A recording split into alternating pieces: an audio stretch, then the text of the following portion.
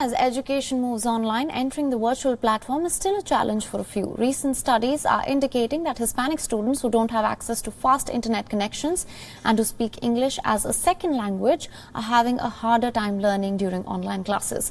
Take a look at this report by Voice of America. Mildred Ramirez has 3 children and a nephew in virtual classes. She also has a baby to care for while she too attends online classes. Handling all the technology can be frustrating. The truth is that it is quite tedious because there are so many connection problems. Sometimes Zoom sessions are lost, sometimes users are blocked, sometimes we can't upload homework.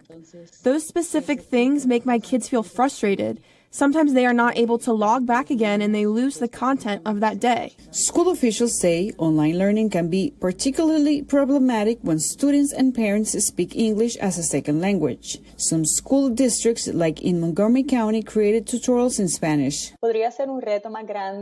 From the beginning of the first week of class, we knew that perhaps, especially for the Hispanic community and for the little ones, it was a challenge to be able to enter these platforms. We developed tutorial videos explaining step by step how to enter Zoom. We still have counselors, teachers, and staff working with families.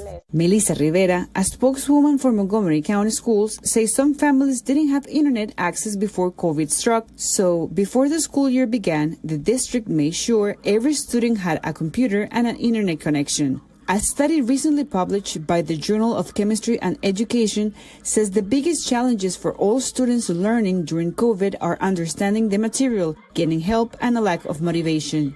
Ramirez says while online learning may seem easier than going to school, it has a lot of other stresses. It is a different type of stress for them. Sometimes they tell me I would like to go back to school.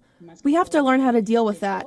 But we know that it is for the safety not only of the students, for the teachers and staff, which is a large group that works behind this. According to a study by the Pew Research Center, 23% of Hispanic children in the United States do not have a fast internet connection. This can make it harder for Hispanic students to do the same work as students with fast internet.